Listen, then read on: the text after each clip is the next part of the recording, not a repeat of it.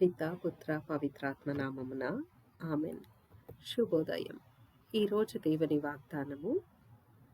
ప్రభు, నీవు నా మొర విని నాకు విజయమును వసుకితివి కనుక నేను నిన్ను స్తుతింతును. కీర్తన 118:21. క్రీస్తు ప్రభునందు మన విశ్వాసాన్ని ప్రకటిద్దాం.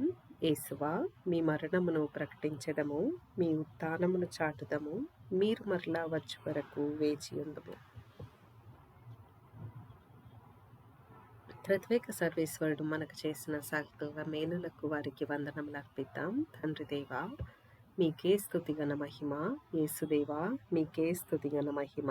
ఆత్మదేవా, మీకే స్తుతిగన మహిమ. త్రియేక దేవా, మీకే స్తుతిగన మహిమ. ఈరోజు దేవుని వాక్యాన్ని చదువుకుందాం. మత్తయి సువార్త 9వ అధ్యాయం వచనములు 35 నుండి 38 వరకు, 10వ అధ్యాయం 1వ వచనం మరియు 6 నుండి 8 వచనం. యేసు అన్ని పట్టణములను గ్రామములను తిరిగి ప్రార్థనా మందిరములలో బోధించుచు పరలోక రాజ్యమును గూర్చిన సువార్తను ప్రజలకు ప్రకటించుచు జనుల వ్యాధి బాధనలెల్లా పోగొట్టుచుండెను. నిస్సహాయులై బాధలతో రగ్గుచు కాపరిలేని గొర్రెల వలె చెదరియున్న జన సమూహమును చూచి ఆ కరుణామయుని కడుపు తరుగుకొని పోయెను.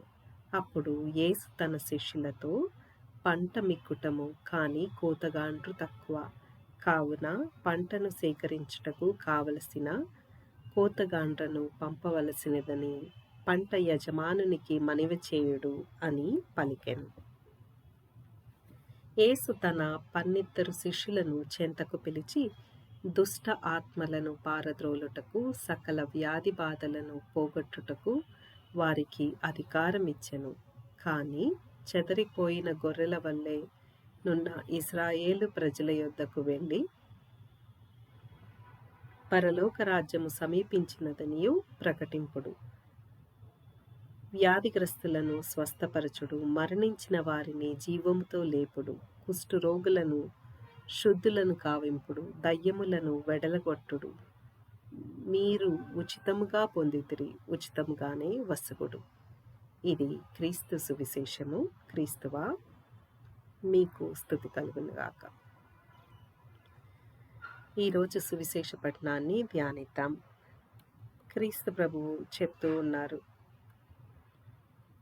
సువిశేష పట్టణంలో ఆయన సువార్తను ప్రకటిస్తూ ఉన్నారు. గ్రామ గ్రామాలకు వెళ్ళి ప్రార్థనా మందిరంలో బోధిస్తూ ఉన్నారు. అంతేకాకుండా బాధలకు గురి అయిన వారిని చూసి ఆయన ఎంతో కరుణామయుడు కదా, ఆయన కడుపు తరుగుకొని పోయింది అని చెప్పి ఇక్కడ వచనం చెప్తూ ఉంది. 37, 38 వచనాలు గమనించినట్లయితే, పంట మిక్కుటము కానీ కోతగాండ్రు తక్కువ, కావున మీరు దేవునికి అనగా తండ్రి దేవునికి ప్రార్థించుడు అని చెప్పి చెప్తూ ఉన్నాడు. అంటే అర్థం ఏంటంటే,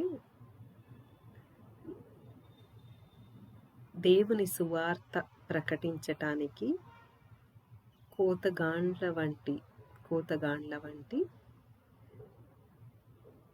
సువార్త పరిచర్య చేసే సువార్థికులు ఎంతో అవసరం. చాలా తక్కువ మంది ఉన్నారు సువార్త బోధించడానికి.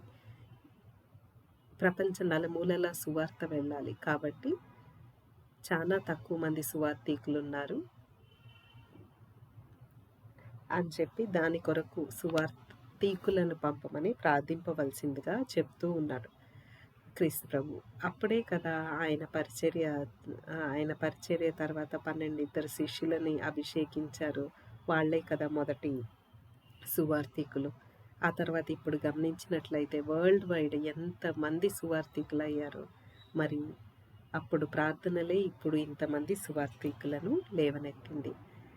సువార్త నలుమూలలా వెళ్ళింది, కానీ ఎంతవరకు మనము ఆ సువార్తని ప్రకటిస్తున్నాం, పాటిస్తున్నాం అనేది మనల్ని మనము గమనించుకోవాల్సిన విషయం. ప్రార్థించుదాము. ఓ క్రీస్తు ప్రభువా, ఈ నిరీక్షణ కాలంలో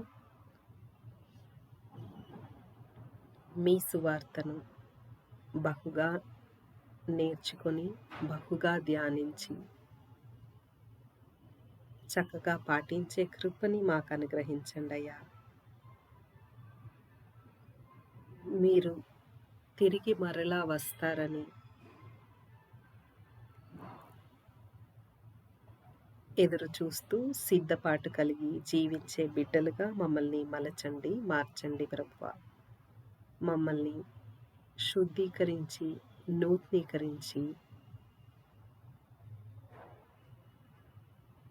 మీకు యోగ్యంగా మమ్మల్ని రూపొందించండి ప్రభువా. మా ఈ ప్రార్థనను యేసు శ్రేష్టమైన నామమున అడిగి వేడుకొంచున్నాము తండ్రి. ఆమెన్.